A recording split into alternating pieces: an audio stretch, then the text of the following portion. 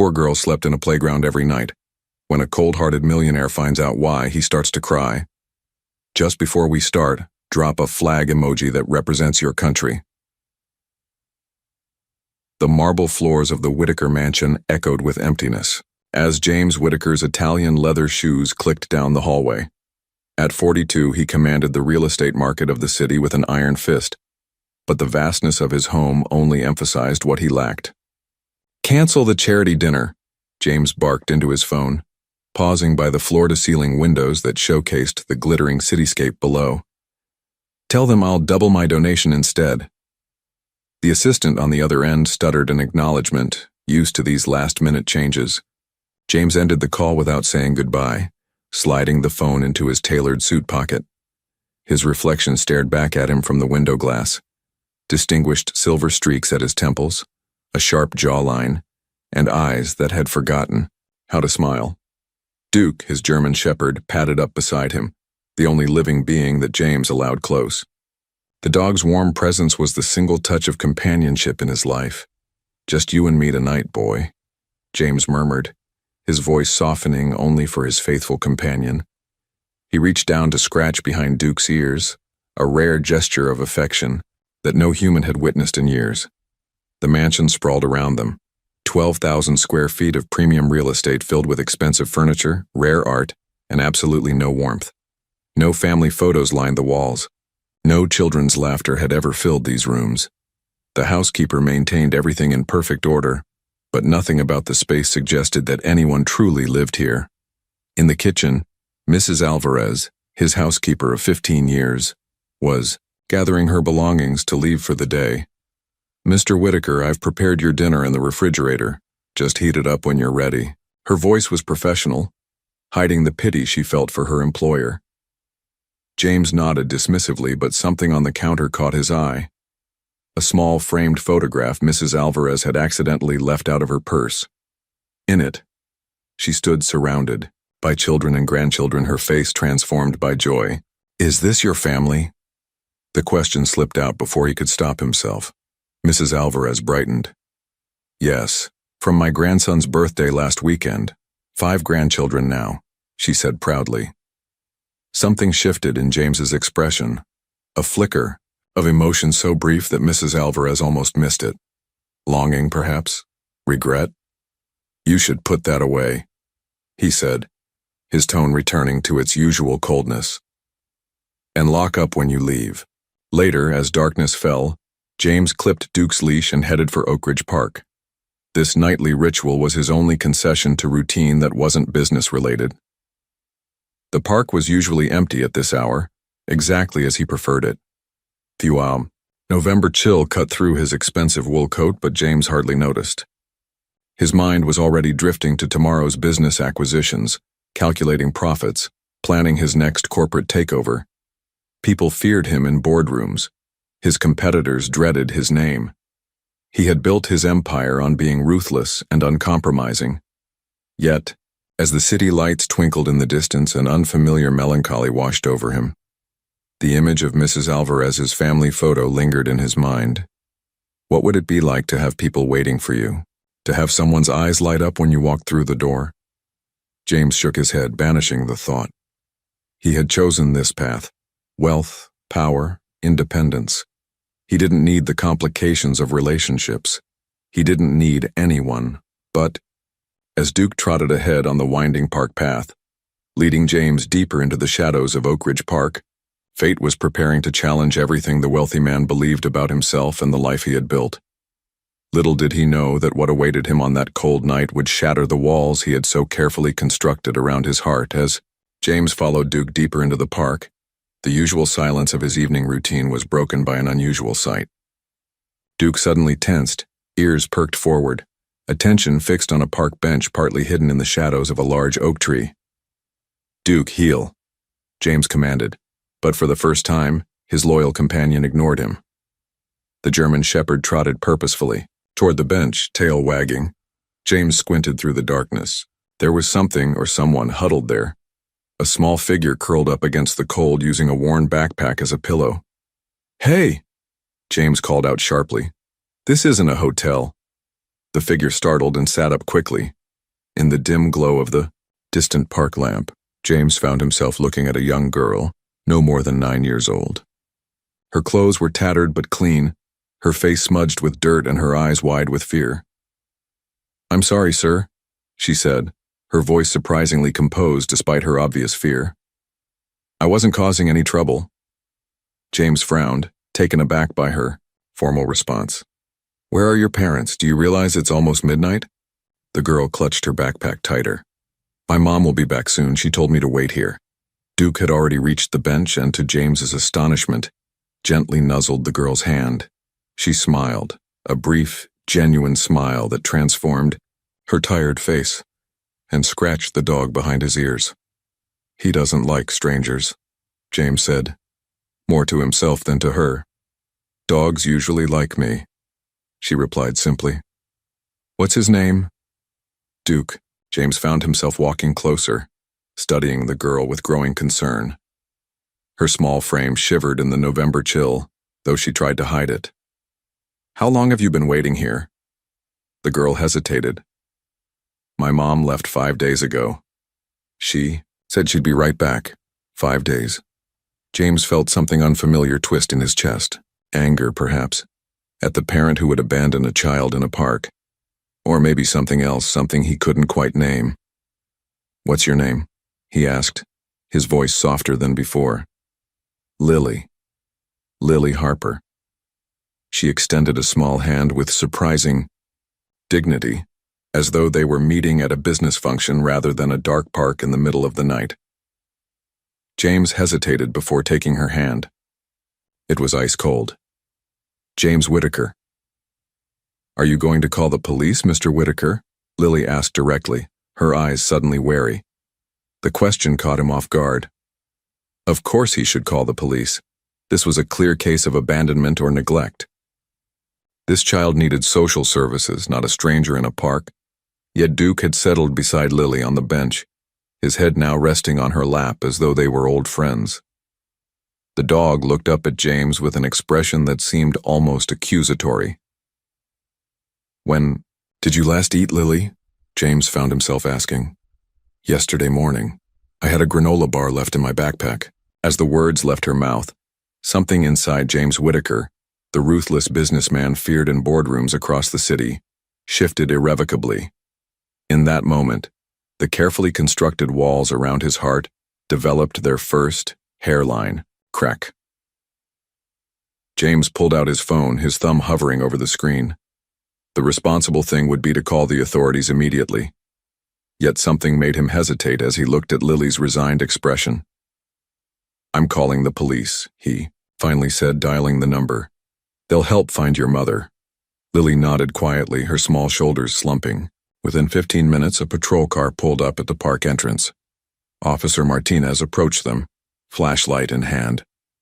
"Evening, Mr. Whitaker," the officer said, recognizing him instantly.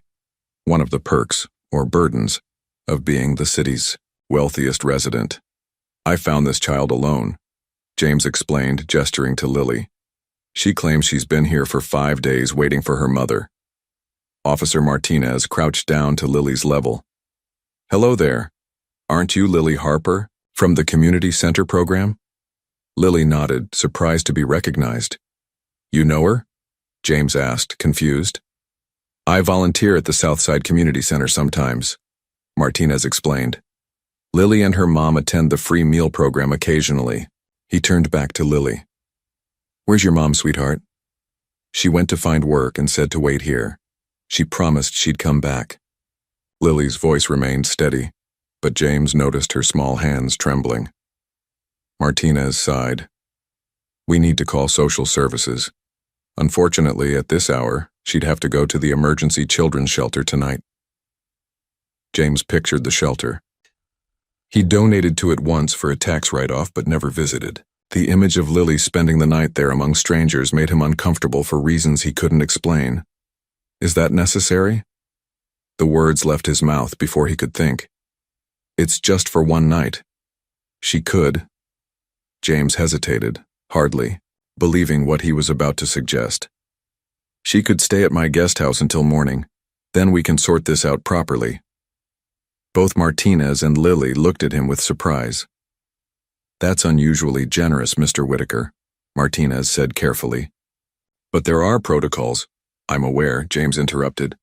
"But it's nearly midnight. You know me, officer. My reputation in this city. Surely one night won't hurt while you locate her mother."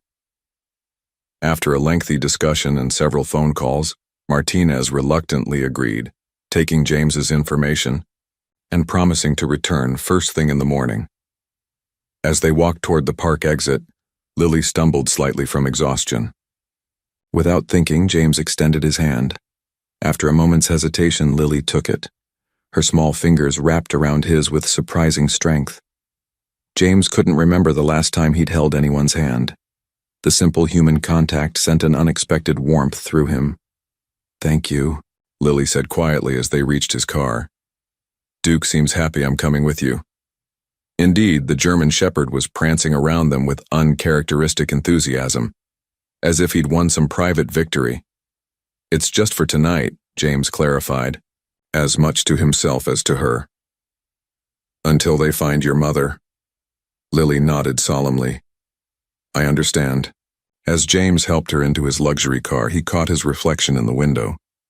The face staring back at him was unfamiliar, uncertain, concerned, and utterly out of his depth.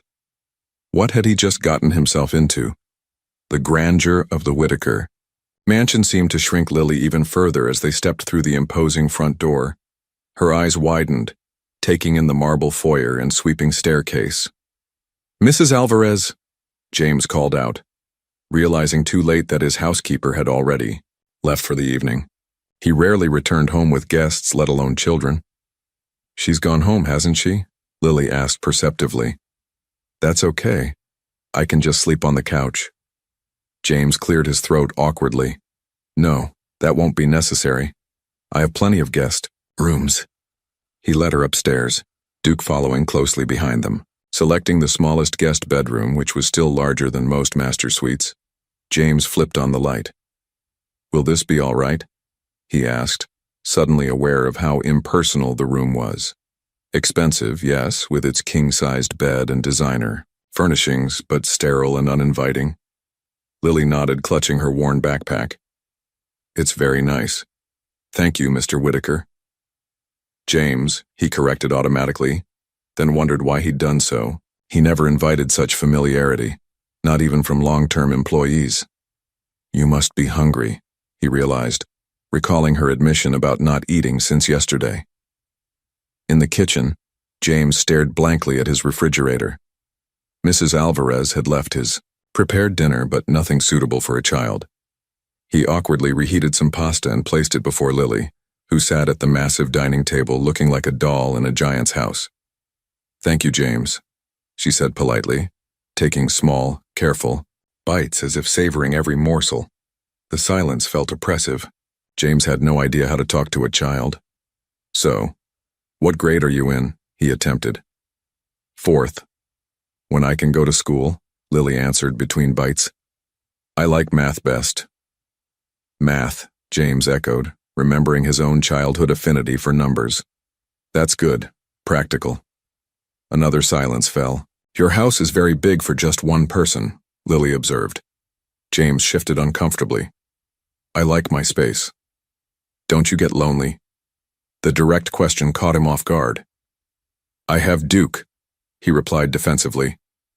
Lily nodded thoughtfully. "Duke is nice, but dogs can't talk back."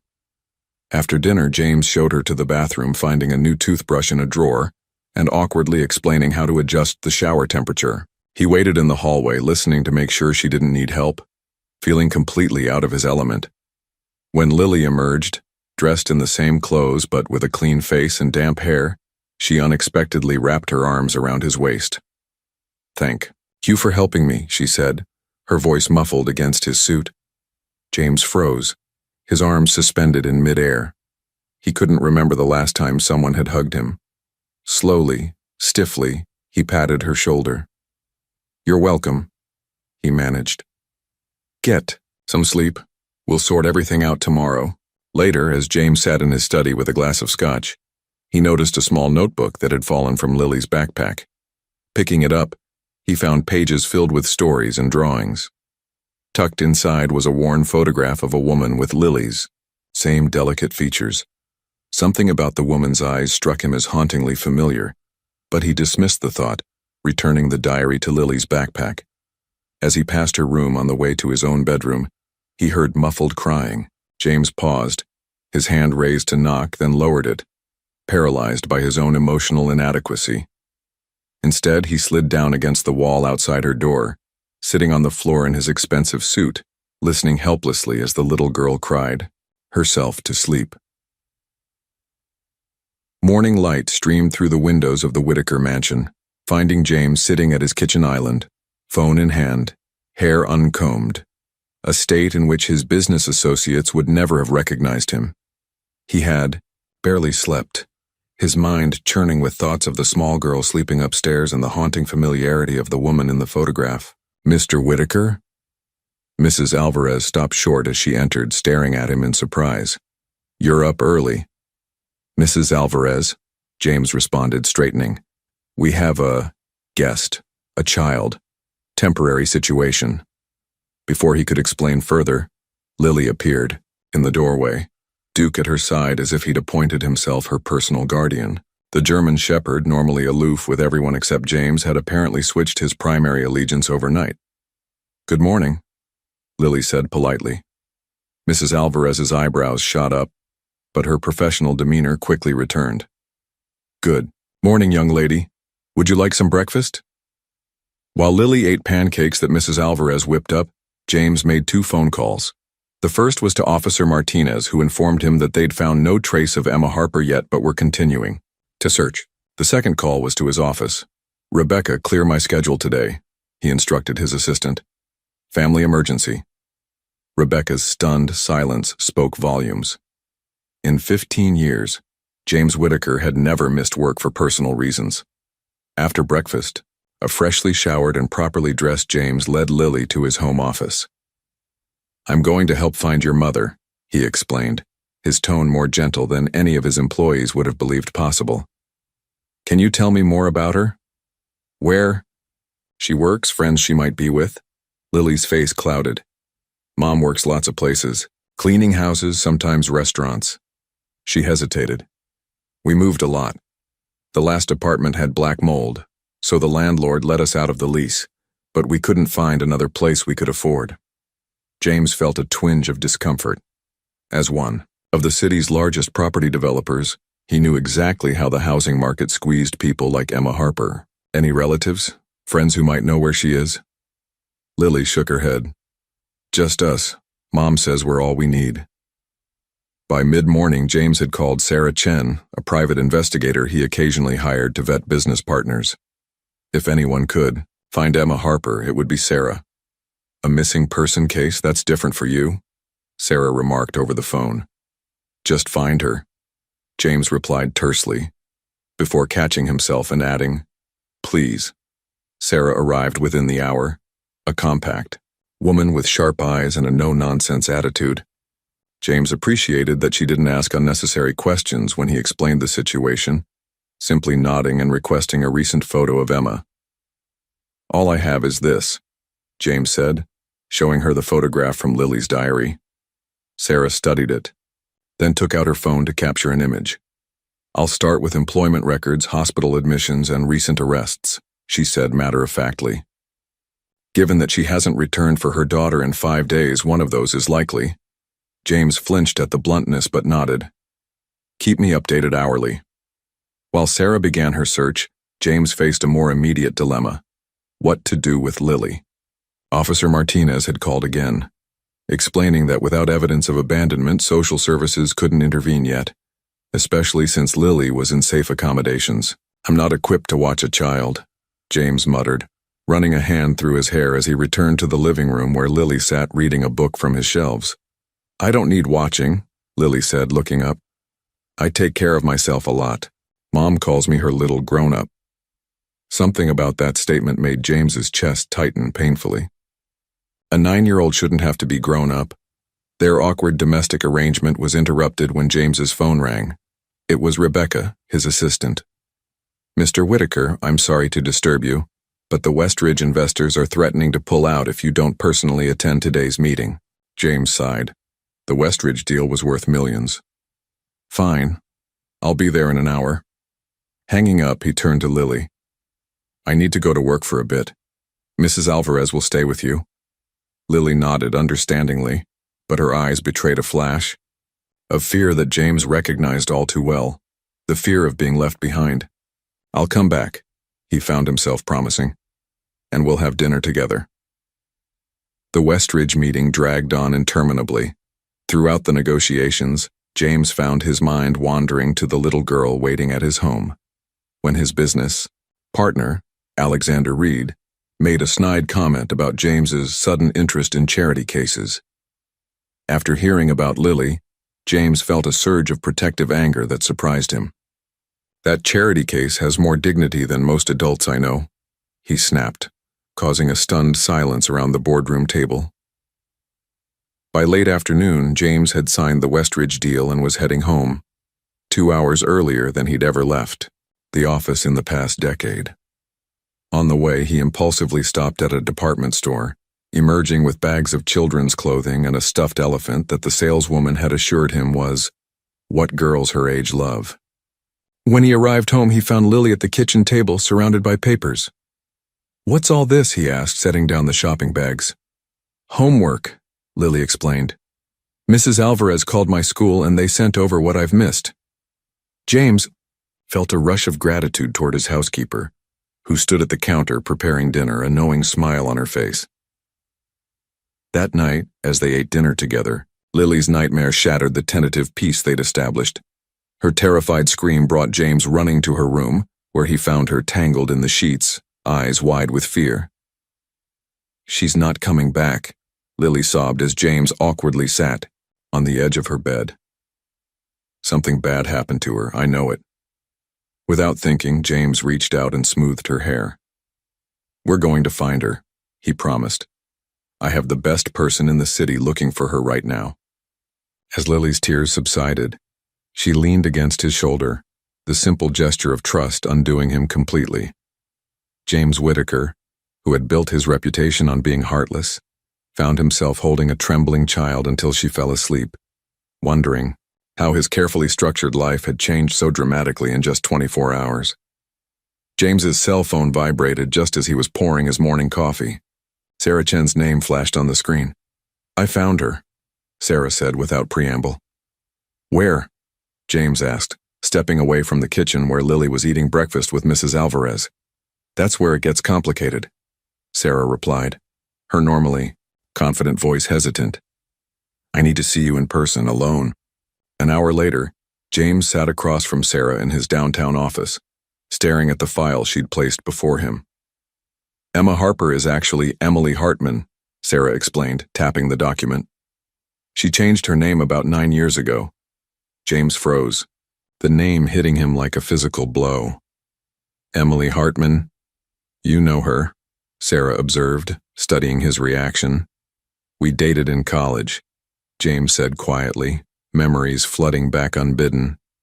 Emily's laugh, the way she'd drag him away from his textbooks to watch the sunset, their plans to travel after graduation. "It was 20 years ago," Sarah nodded. "That explains a few things. Look at the timeline." James flipped through the pages, his heart pounding as the facts aligned with devastating clarity. The birth certificate, listing Lily's age as 9 years. Emily's name changed shortly after Lily was born. The timing of their breakup 20 years ago, when James had chosen his career ambitions over their relationship. "Are you saying—" James couldn't finish the sentence. "DNA would confirm it," Sarah said gently, "but the timing certainly suggests Lily could be your daughter." James stood abruptly, turning to face the window. The city skyline, his empire, stretched before him, suddenly meaningless. "Where is she now?" he asked, his voice barely audible. "County General Hospital," Sarah replied. "She was brought in unconscious 5 days ago after an accident at a construction site. No ID was found, so she was admitted as a Jane Doe. She was working under the table for Meridian Construction. Meridian is one of my subsidiaries, James said hollowly. Yes, Sarah confirmed. According to witnesses, she was cleaning the site office when a shelf collapsed. Head trauma, internal injuries, she's been unconscious since admission. James gripped the edge of his desk. The timing matched exactly when Lily said her mother had left. Emily, hadn't abandoned her daughter. She'd been lying in a hospital bed, unidentified, while Lily waited faithfully on that park bench. And the construction site belonged to him. Does Lily know? He asked. No. I came straight to you. James nodded mechanically, his mind racing. I need to see Emily. Alone first. At County General, James followed a nurse down a sterile hallway to a room at the end. Inside, lying motionless on the bed, was a woman he hadn't seen in 20 years, yet recognized instantly. Emily's face was thinner, lined with years of struggle, but unmistakably the same woman he'd once loved. Her dark hair, now streaked with premature gray, fanned across the pillow. Various machines monitored her condition, their soft beeping the only sound in the room. She keeps saying Lily and playground when she stirs, the nurse explained, but she hasn't regained full consciousness. James approached the bed slowly, overwhelmed by colliding emotions, shock, guilt, regret, and something deeper he couldn't name. Emily, he whispered, taking her limp hand. It's James. No response. I found Lily, he continued, his voice breaking. She's safe. She's been waiting for you. Still nothing. James sank into the chair beside the bed, still holding Emily's hand. I'm so sorry, he whispered, for everything, for what happened between us, for not being there.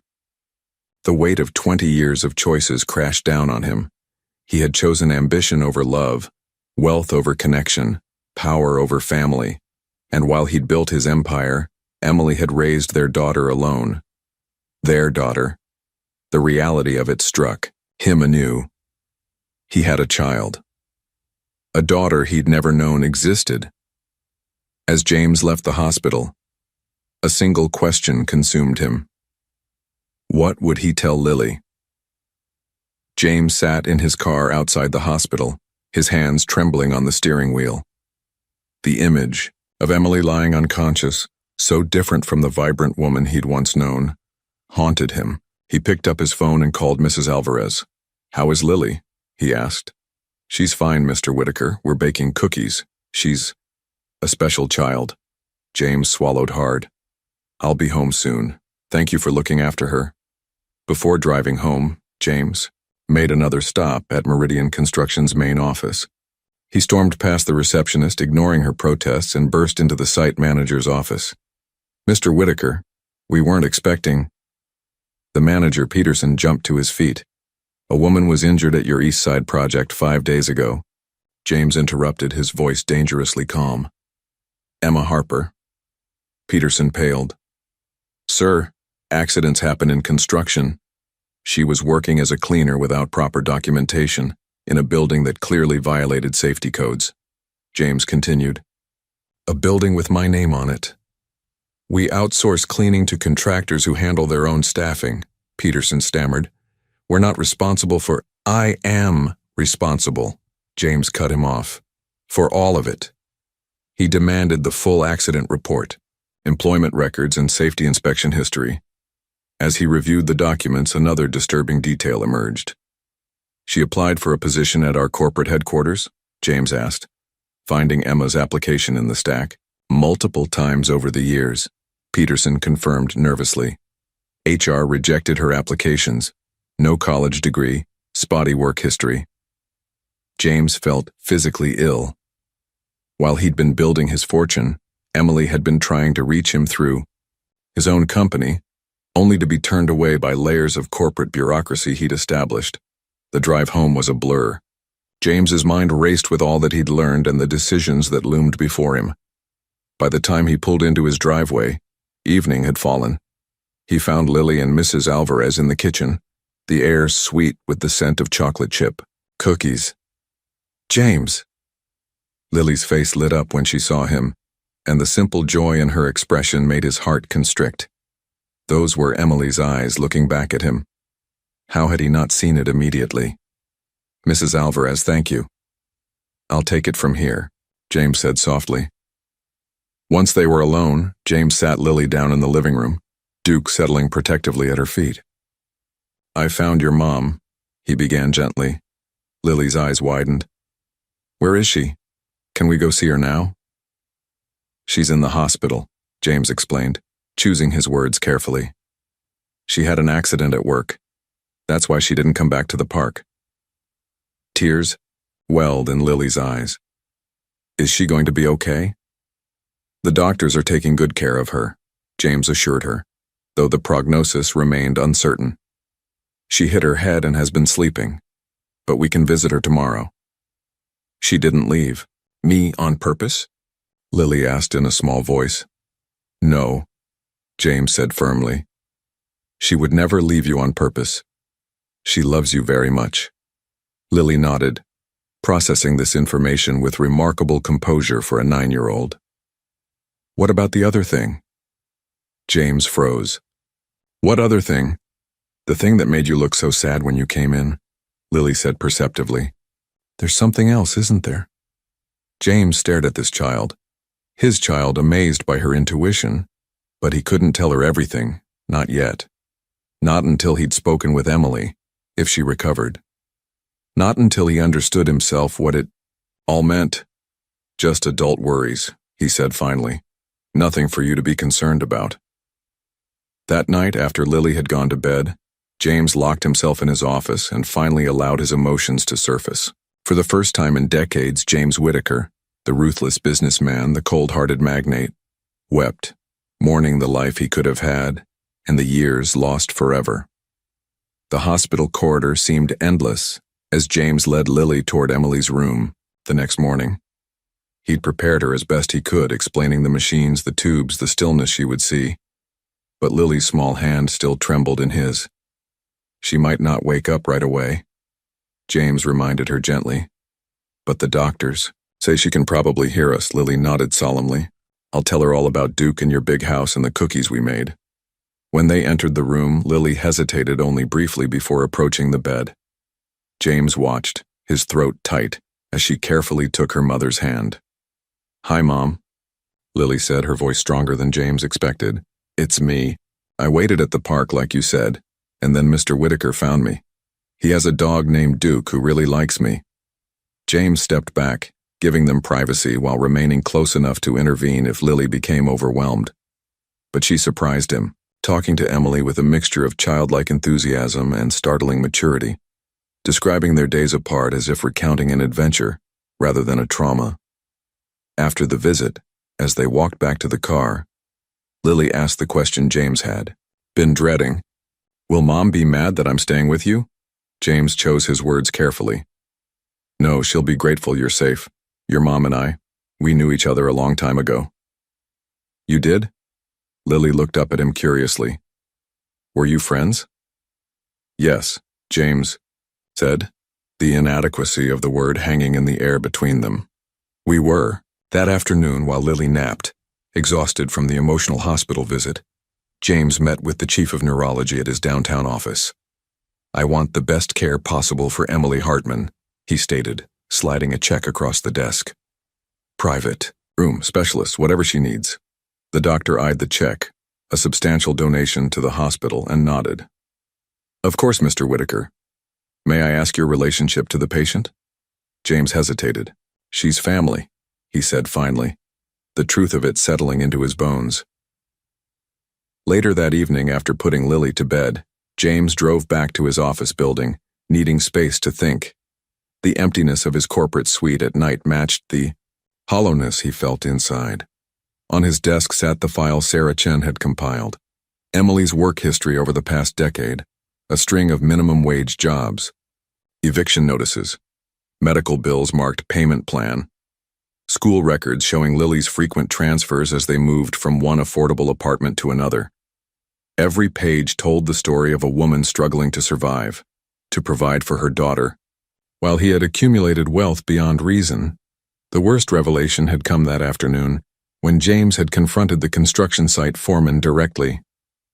The man had reluctantly admitted that safety protocols had been repeatedly ignored to cut costs and meet deadlines. Deadlines James himself had imposed from his corner office, never considering the human cost of his profit margins.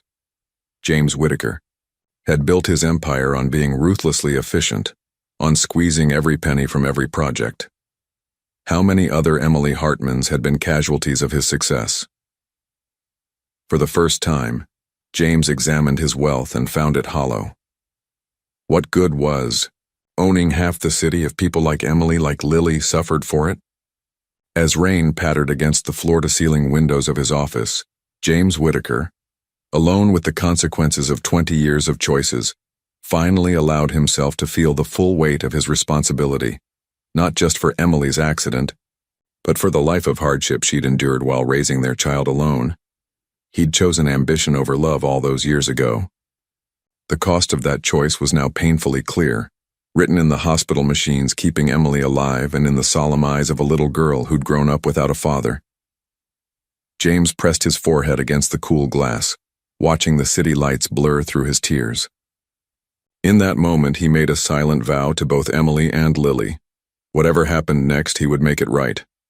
Somehow, he would make it right. "Why don't you have any pictures on your walls?" Lily asked one evening, a week after they'd found Emily. They were in James's home office, Lily drawing at a small table he'd set up for her while he worked. James looked up from his laptop, startled by the question. "I never thought about it," he answered honestly. "Mom keeps all my school pictures even when we have to move a lot," Lily continued, concentrating on her drawing. "She says memories are more important than things." The simple wisdom struck James deeply. His mansion was filled with expensive things, art chosen by decorators, furniture selected for status rather than comfort, but no memories. "Your mother is right," he said quietly. Later that night, James drove Lily to the hospital for their daily visit. Emily's condition remained unchanged, but the doctors had noted increased brain activity when Lily spoke to her. "I made you a new picture," Lily told her mother, carefully placing a colorful drawing on the bedside table. "It's Duke and me and James at the park. When you wake up, you can come live with us. James's house is really big, and he said you can have your own room." James, who had said no such thing, found he didn't mind the presumption. The thought of Emily and Lily leaving once Emily recovered had begun to fill him with quiet dread. As they left the hospital, Lily's small hand slipped naturally into his, a gesture that had become familiar over the past week. In just days, they had developed routines and rituals. Breakfast together before James went to work, now for shortened days, afternoon homework sessions, evening visits to the hospital. "James?" Lily asked as they walked through the parking garage. "Did you ever love someone?" The question caught him off guard. "Why do you ask?" Lily shrugged. "You live all alone in that big house. Don't you get lonely?" James helped her into the car, using the moment to gather his thoughts. "I was focused on building my business," he said finally, settling into the driver's seat. "I didn't make time for that sort of thing." "Mom says everybody needs somebody," Lily stated matter-of-factly. "Even if it's just one person who really sees you." Out of the mouths of babes, James thought, struck once again by Lily's perception. That night, after Lily had gone to bed, James found himself drawn to her backpack, which sat on a chair in the kitchen. The diary he'd glimpsed earlier protruded slightly. He hesitated, knowing he shouldn't invade her privacy, but something compelled him to look. Inside, he found not only Lily's childish stories and drawings, but also several pages in an adult hand. Emily's journal entries interspersed with her daughter's. His eyes caught his own name and he froze. Saw James Whitaker on the business page today. His company just acquired another downtown building.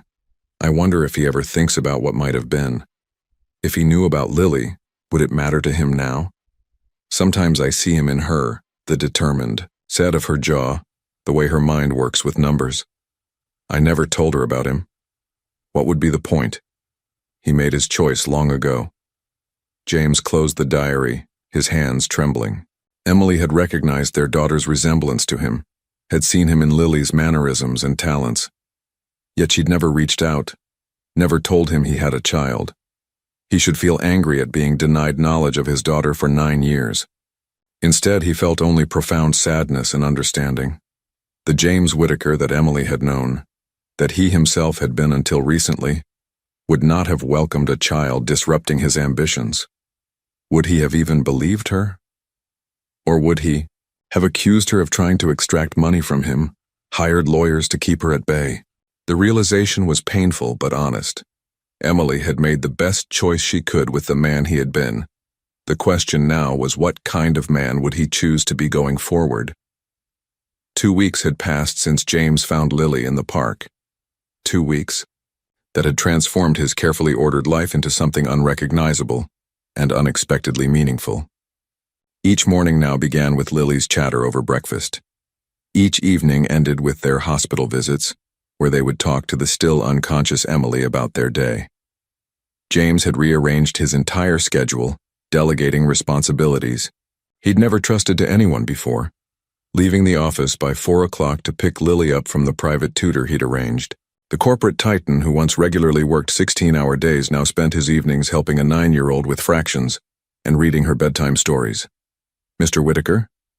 Dr. Patel, Emily's neurologist, approached as James sat in the hospital corridor while Lily had her private time with her mother. May I speak with you? James stood, instantly alert. Has something changed? We're seeing encouraging signs, Dr. Patel explained. Increased responsiveness, especially during your visits. Ms. Hartman seems particularly reactive to the child's voice. That's good news, James said cautiously. It is, but I'm concerned about the duration of her unconscious state. I'd like to bring in a specialist from Boston, Dr. Eleanor Chen. She's pioneering some innovative approaches to traumatic brain injuries. Do it, James said without hesitation. Whatever it costs. Dr. Patel nodded. There's something else. We've been monitoring brain activity during visits. There was a notable spike yesterday when you were reading to Ms. Hartman. James had taken to reading aloud during their visits, remembering how Emily had loved poetry in college. Yesterday, he'd read from Elizabeth Barrett Browning, one of her favorites. What does that mean? He asked. It suggests she's processing your voice, perhaps even the content. It might help to continue that, speaking about meaningful shared memories. When Lily emerged from the room, James sent her to the cafeteria with Mrs. Alvarez, who now accompanied them on hospital visits. Alone with Emily, he pulled his chair close to her bed. The doctors think you can hear me, he said softly, taking her hand. I hope that's true because there's so much I need to say to you. He paused, struggling to organize his thoughts. I know about Lily, that I'm her father. His voice broke slightly. She's extraordinary, Emily. You've done an amazing job raising her despite everything, despite me. James found himself telling Emily everything. His regrets about their past, his shame at what his company had become, his growing love for their daughter. Words flowed from him, unfiltered and raw in a way he'd never allowed himself to be. Don't expect forgiveness, he concluded, but I want you to know that I'm going to take care of both of you now, if you'll let me. As he stood to leave, he felt the slightest pressure against his fingers. Looking down, he saw Emily's hand twitching in his. Emily, he whispered. Her eyelids fluttered but didn't open. James pressed the call button frantically. Within moments, Dr. Patel and a team of nurses rushed in. For the next 3 days, James barely left the hospital as Emily showed increasing signs of consciousness. Dr. Chen arrived from Boston and implemented a new treatment protocol. Lily, sensing the change, became both excited and anxious, asking endless questions that James did his best to answer honestly. Will Mom remember me? She asked on the 3rd night, as James tucked her into bed in a hospital suite he'd arranged near Emily's room. Of course she will, James assured her, though the doctors had warned that memory issues were possible. You're unforgettable. Lily regarded him seriously. Will she be mad that I've been staying with you? James hesitated. He still hadn't told Lily about her parentage, feeling that Emily should be part of that conversation. Your mother wants what's best for you. She'll be happy you were safe. The breakthrough came on a quiet Tuesday morning. James had brought Lily's diary to the hospital and was reading Emily's entries aloud, hoping they might reach her in a way his words couldn't. Today, Lily lost her first tooth, he read. She was so proud, marching around showing everyone at the laundromat. We couldn't afford the tooth fairy, but I left a note saying her smile was so beautiful that the tooth fairy left it as a gift, for me instead. She believed it completely. James? The whispered word was so faint he almost missed it. James looked up from the diary to find Emily's eyes open, confused but unmistakably conscious. Emily, he breathed, hardly daring to believe it. You're awake. Her gaze darted around the room. Lily? She asked, her voice raspy from disuse. She's safe. She's here, just down the hall, James assured her quickly, pressing the call button. I found her in the park waiting for you. Emily's expression clouded with confusion, then dawning realization. The accident. How long? Almost 3 weeks, James answered gently. You've been unconscious. Tears filled her eyes. Lily was alone. For 3 weeks? No, James said firmly, taking her hand. She's been with me at my house. I've been taking care of her. Emily's eyes widened as full recognition set in. James Whitaker? Before he could respond, the medical team rushed in, forcing James to step back as they examined Emily. He used the moment to text Mrs. Alvarez, asking her to bring Lily immediately. 20 minutes later, as the doctors finished their initial assessment, Lily burst into the room, stopping short at the sight of her mother awake and sitting up slightly, against the pillows. Mom, she whispered, as if afraid speaking too loudly might break the spell. Lily! Emily's voice trembled, her arms opening. Lily flew across the room and into her mother's embrace. James stepped back, giving them privacy for their reunion, his own eyes wet as he watched Lily sob against Emily's shoulder. Later, after Lily had fallen asleep curled against her mother's side. Emily's eyes met James's over their daughter's head. How did you find her? Emily asked quietly. Pure chance, James admitted. I was walking my dog in the park. She was sleeping on a bench. Emily closed her eyes briefly, pain crossing her features. I told her to wait by the playground. I'd be right back. I was going to pick up my paycheck and look at an apartment. Her voice broke. I never meant to leave her. I know, James said gently. It wasn't your fault. Emily studied him, taking in the changes 20 years had wrought. You know, don't you? About Lily? James nodded. I hired a private investigator to find you. She uncovered your name change, the timing of everything. He hesitated. Why didn't you tell me, Emily? Emily's gaze dropped to their sleeping daughter. Would it have mattered? She asked softly. You made it very clear what your priorities were when you left. The simple truth of her words stung, but James couldn't deny them. I was wrong, he said simply, about everything that mattered. A complexity of emotions crossed Emily's face. Pain, doubt, and something else James couldn't quite identify. Before either could speak again, a nurse entered to check Emily's vital signs, ending their conversation just as it had begun to breach the gulf of 20 years. The doctors insisted on keeping Emily for observation despite her remarkable recovery. In the days that followed, a cautious routine developed. James would bring Lily to the hospital after school, then step away to give mother and daughter time together. Later, when Lily was occupied with homework or the games James had brought, he and Emily would talk, carefully navigating 20 years of absence. You've been taking care of Lily all this time? Emily asked on the third day after waking, when they finally had a moment alone. James nodded. She's an amazing child, Emily. You've done an incredible job raising her. Alone, Emily added, watching his reaction. On minimum wage with no support. James flinched but met her gaze steadily. I didn't know about her. Would it have mattered? Emily's question wasn't accusatory but genuinely curious. The James I knew was laser-focused on building his empire. There wasn't room for anything else, certainly not a baby. I was different then, James admitted. Ambitious, selfish. I told myself I was building something important, but the truth is I was just running away from real connection. He hesitated. Why did you change your name? Emily sighed, adjusting her position against the pillows. After you left for New York, I found out I was pregnant. I tried to contact you, called your new office, sent letters. Your assistant said you were too busy to speak with me and returned the letters unopened. James closed his eyes, remembering his instructions to his first assistant. Screen all personal contacts, focus only on business. He'd been so determined to reinvent himself, to shed his modest origins and become someone important. When I realized you weren't going to respond, Emily continued, I had to make decisions. My parents had just died, I had no family support, and I was pregnant with the child of a man who'd made it clear I wasn't part of his future. So you changed your name, James supplied, the weight of her isolation settling on him. Emily nodded.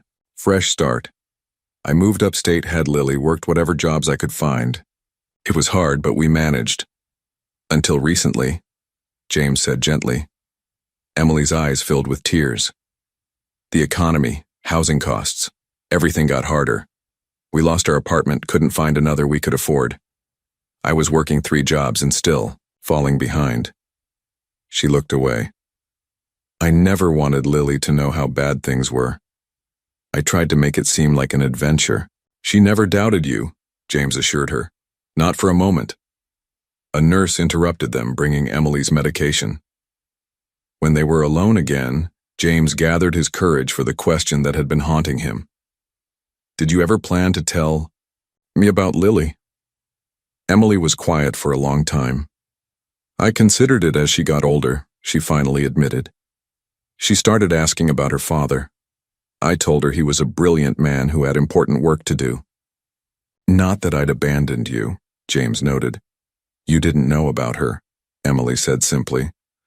I couldn't bring myself to tell her that her father had chosen success over love. That seemed cruel. But I couldn't lie and say you died either. She glanced toward the doorway where Lily was visible talking to a nurse. As she got older, I started thinking she deserved to know you. I applied for jobs at your company several times, thinking if I could just get in the door. You were trying to reach me, James realized, remembering the job applications Peterson had shown him.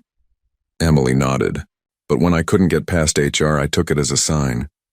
Maybe it was better for Lily not to know a father who might reject her. The painful honesty hung between them. Decades of unspoken truths finally aired. I wouldn't have rejected her, James, said quietly. Not her. The man you are now, perhaps not, Emily acknowledged. But the man you were then? James couldn't answer with certainty. The ambitious young man he'd been, so determined to prove himself, might well have seen a child as an obstacle or responsibility to be managed rather than embraced. I want to be in her life now, he said instead. In both your lives, if you'll let me. Before Emily could respond, Lily bounded back into the room, a drawing clutched in her hand. Look what I made. It's all of us at James's house when you get better. Emily studied the crayon figures, Lily in the middle, holding hands, with both adults. It's beautiful, sweetheart. When can we tell her? James asked quietly later after Lily had fallen asleep in the recliner. Emily watched their daughter's peaceful face. Soon, she promised. When I'm out of here. We'll tell her together. As James left the hospital that night, he realized something had shifted between them. Not forgiveness exactly, but perhaps the beginning of understanding. The past couldn't be changed, but for Lily's sake and perhaps their own, they might find a way forward together. Mr. Whitaker, there's a situation that requires your attention. Rebecca's voice over the intercom interrupted James's morning meeting. I'm in the middle of something, he replied, glancing at the executives around his conference table. Sir, it's on the front page of the Business Journal. 10 minutes later, James stared at the headline. Real estate mogul discovers long-lost daughter. Below was a photo of him and Lily leaving the hospital. How did they get this? James demanded. Rebecca shrugged helplessly. Someone at the hospital, maybe? It quotes sources close to the family, saying you've discovered you have a 9-year-old daughter with a former girlfriend who was recently injured at one of your construction sites. James grabbed his coat. Cancel everything. I need to get to the hospital before Emily sees this. He was too late. When he arrived, Emily was sitting up in bed, the newspaper in her lap, her expression unreadable. I was going to tell you, James began. I've been trying to keep the press away, but it's fine, Emily said quietly. I knew this would happen eventually. You're too high profile for it to stay secret. Where's Lily? James asked, glancing around. With the child life specialist. They're doing art therapy. Emily folded the newspaper. We need to tell her today, James, before she hears it from someone else. That afternoon, they sat together on Emily's hospital bed, Lily between them, puzzled by their serious expressions. Sweetheart, Emily began gently. Remember how you've asked about your father before? Lily nodded, her eyes darting between them. The truth is, Emily continued, choosing her words carefully, James and I knew each other a long time ago, before you were born.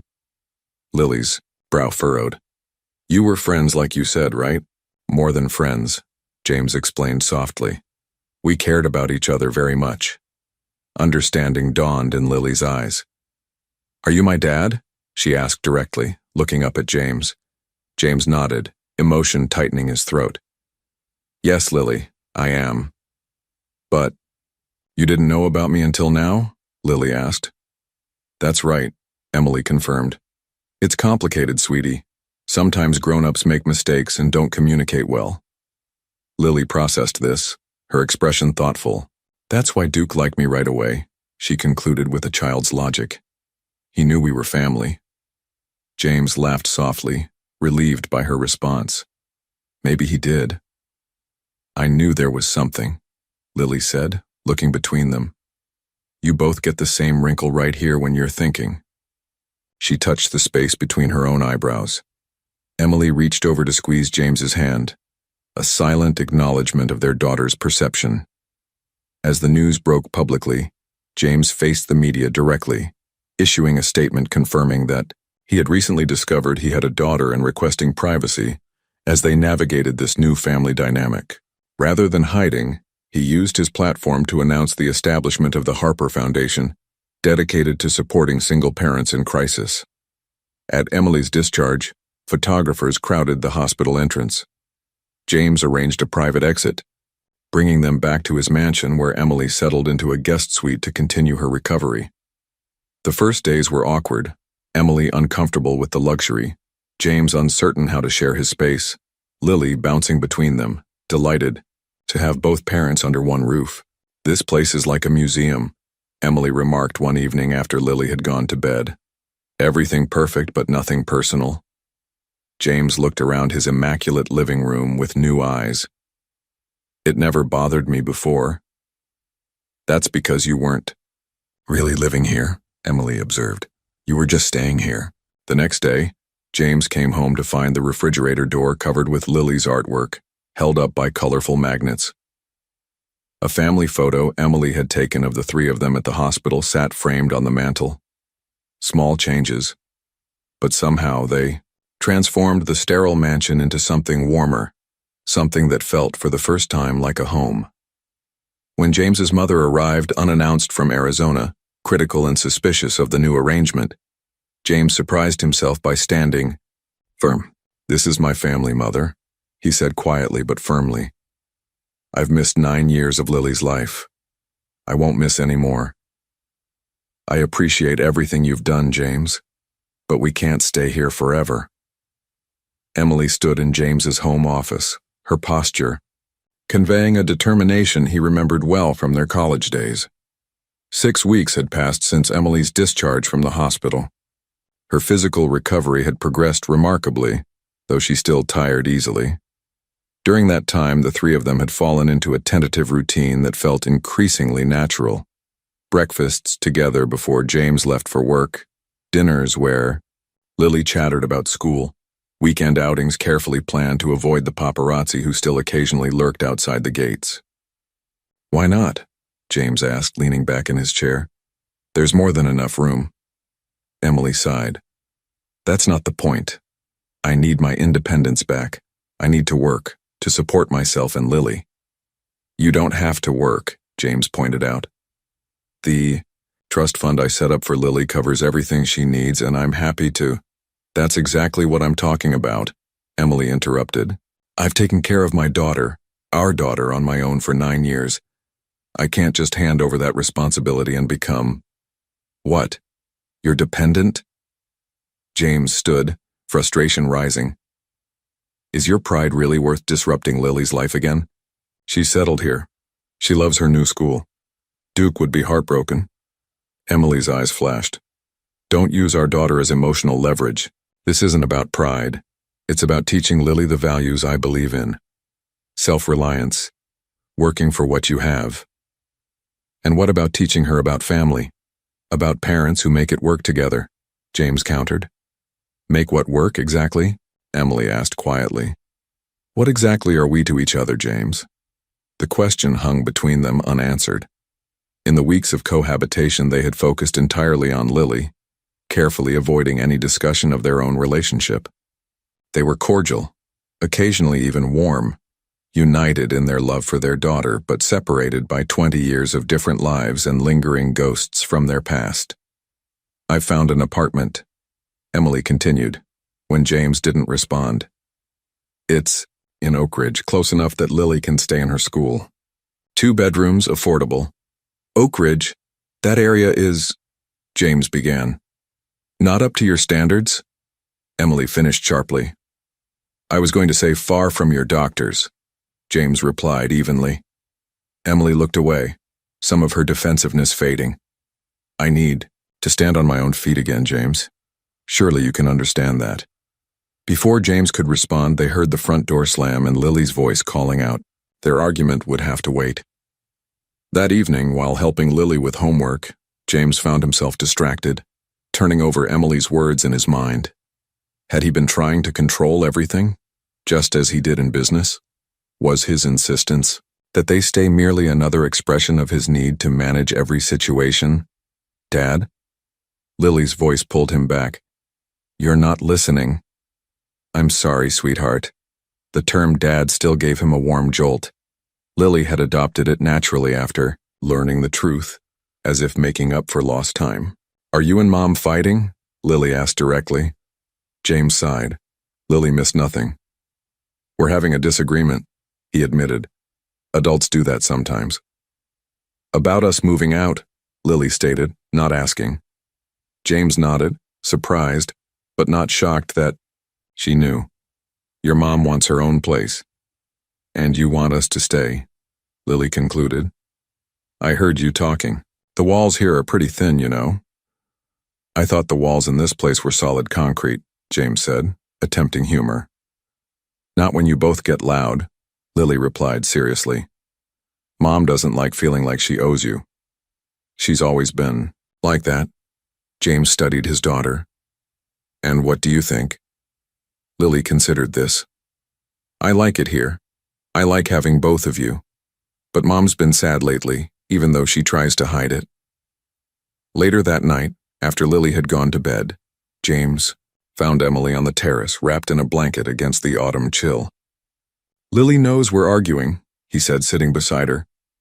Emily nodded. "She would. She's always been attuned to emotional undercurrents. Comes from years of having to read how much money was left by my expression when I checked the bank account."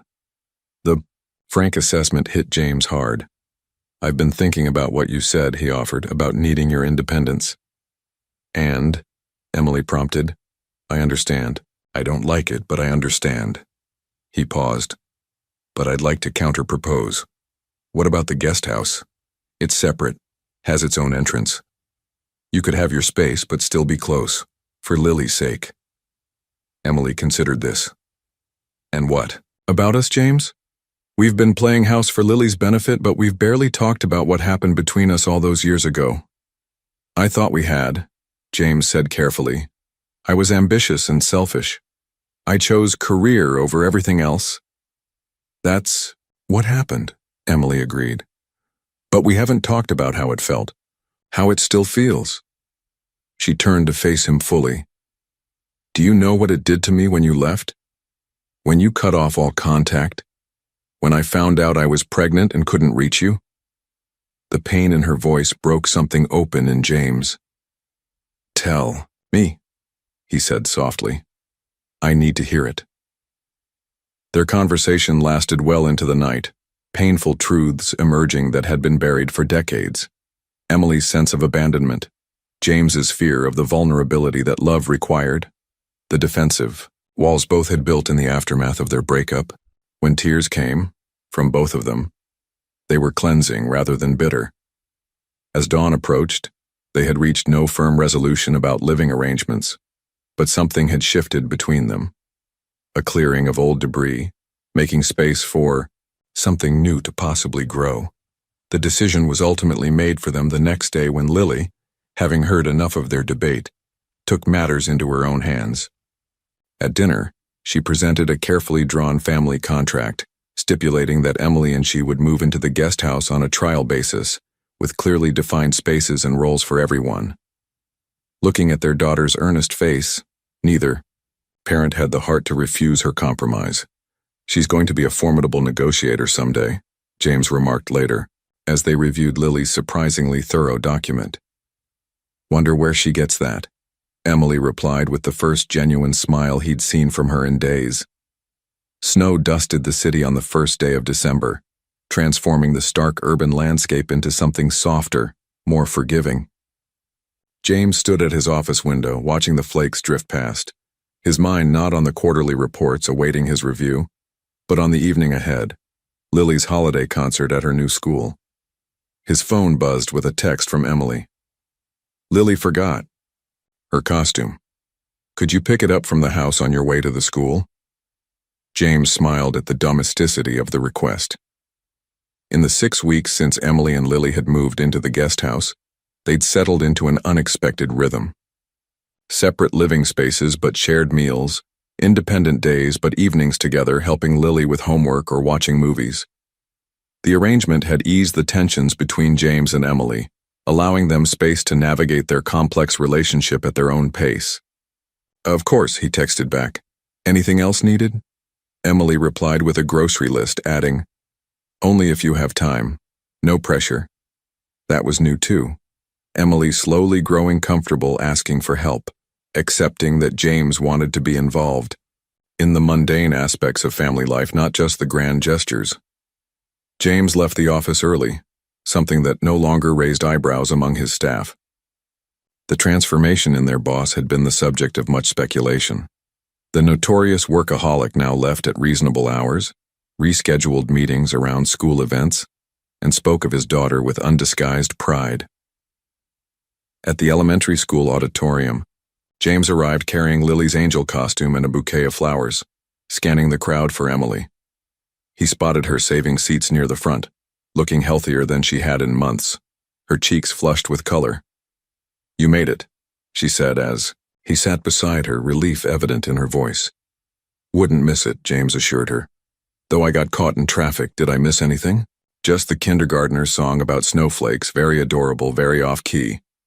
They shared a smile, their shoulders brushing comfortably. These small moments of connection had been increasing. A shared look over Lily's head when she said something precocious, their hands accidentally touching while doing dishes. Conversations that stretched late into the night after Lily was asleep. When Lily's class took the stage, James felt an unexpected lump in his throat. His daughter stood in the second row, her angel wings slightly crooked, her face solemn with concentration as she performed the choreographed movements. Emily reached for his hand without looking, squeezing it as if she knew exactly what he was feeling. She's incredible, James whispered. She is, Emily agreed softly. After the performance, as Lily accepted their praise with a mixture of embarrassment and pride, James noticed her teacher approaching. Mr. Whitaker, Ms. Harper, the woman greeted them. Lily did wonderfully tonight. Thank her. You, Emily replied warmly. She practiced those songs constantly. I wanted to personally invite you both to our classroom holiday party next week, the teacher continued.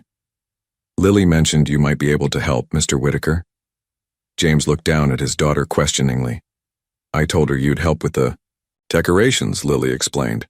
Since you're good at building things, James felt a rush of pleasure at being needed for something so ordinary. I'd be happy to, he confirmed. After saying goodbye to the teacher, James turned to his family. I have something I'd like to show you both before we go home, he said. A surprise. What kind of surprise? Lily asked, her concert fatigue instantly forgotten. You'll see. James drove them to the east side of the city, an area of mixed development, where one of his company's newest projects was under construction. As they pulled up to the fenced site, Emily frowned in confusion. Why are we at a construction site at night? James parked and led them to a viewing platform he'd had installed. Floodlights illuminated the partially completed complex. This is my newest project, he explained. Or rather, Whitaker Development's newest project. Lily pressed her face against the safety glass. It's big. What's it going to be? It's a community development, James said, watching Emily's reaction carefully. Mixed income housing, a daycare center, after-school facilities, and job training programs. Emily turned to him, surprise evident on her face. This isn't your usual luxury condo development.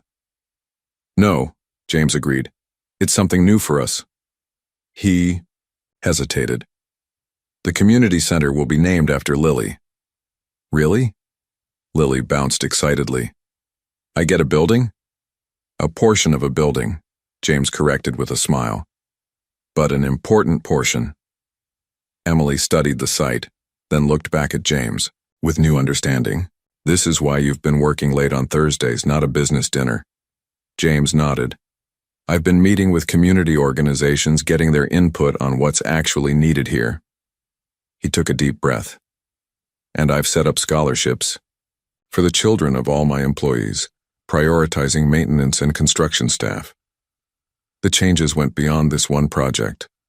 Since finding Lily and reconnecting with Emily, James had begun examining his business practices through a new lens. The ruthless efficiency that had built his fortune suddenly seemed hollow when he considered the human cost. He'd implemented living wages across all his properties, established safety protocols that exceeded industry standards, and begun investing in affordable housing initiatives. Why didn't you tell me about this? Emily asked softly. James shrugged, suddenly self-conscious.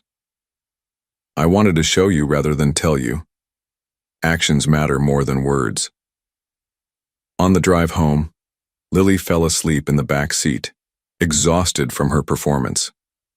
At a stoplight, Emily reached across the console to touch James's arm. Thank you, she said simply. For what? For changing. For trying. For not just throwing money at problems, but actually thinking about solutions. As they approached the driveway of what was increasingly feeling like their shared home, Emily added, Would you like to come over for coffee after we put Lily to bed? Just to talk. James caught the significance in her invitation. The guest house had been her sanctuary, a space he entered only when explicitly invited. I'd like that very much, he replied. Later, sitting in the small but cozy living room of the guest house, cradling mugs of coffee as snow continued to fall outside, James and Emily found themselves discussing Christmas plans, their conversation filled with a tentative hope neither had allowed themselves to feel in decades. 1 year later, the bench where James had first found Lily sat empty in the snow-dusted park. The old wooden slats had been replaced with new ones, a small plaque affixed to the back. Where lost souls find their way home. James walked the familiar path with Duke, now slightly grayer but still dignified, while Lily ran ahead, her red winter coat bright against the white landscape. Emily walked beside him, her gloved hand comfortably entwined with his. Hard to believe it's been a year, Emily said, her breath clouding in the December air. James nodded, squeezing her hand. Sometimes it feels like just yesterday. Other times, like you've both always been part of my life. They reached the bench and sat down, watching Lily attempt to teach Duke to catch snowflakes. The past year had brought changes none of them could have imagined on that fateful night. The guest house arrangement had gradually evolved, with Emily and Lily spending more nights in the main house until the separation between their living spaces became a formality rather than a reality. James's company had transformed too. Whitaker Development was now known not just for luxury properties but for its community-focused initiatives and ethical business practices. The day James had fired Peterson and several other executives for continuing to cut corners on worker safety had made headlines, but the message was clear. The old way of doing business was over.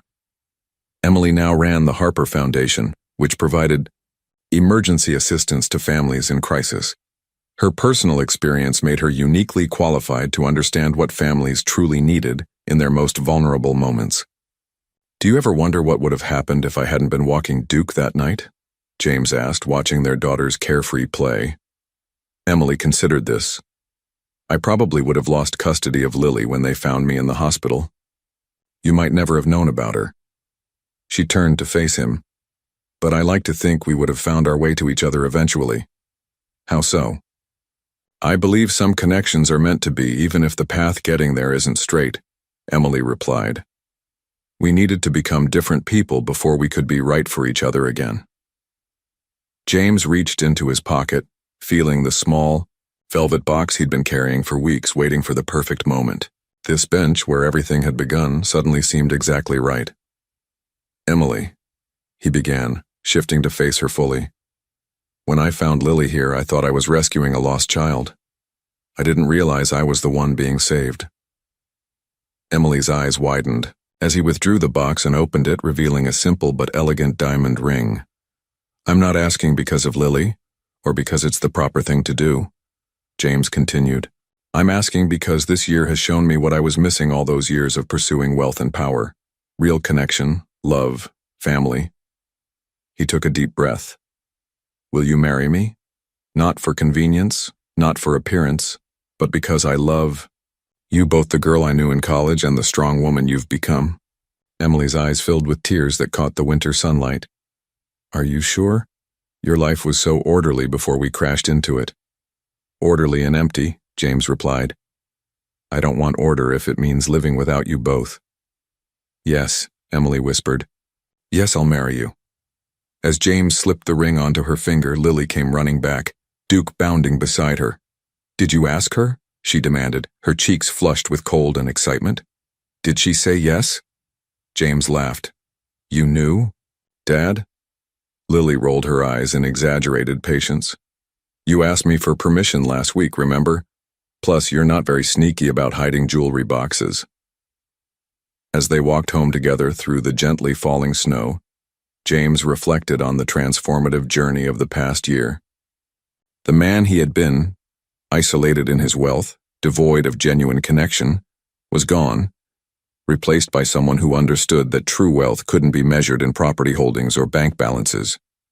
It was here, with his daughter's mitten-covered hand in his right hand and his fiancée's grasp in his left, that James Whitaker finally found what his success had never been able to provide: a sense of belonging, purpose, and unshakable joy.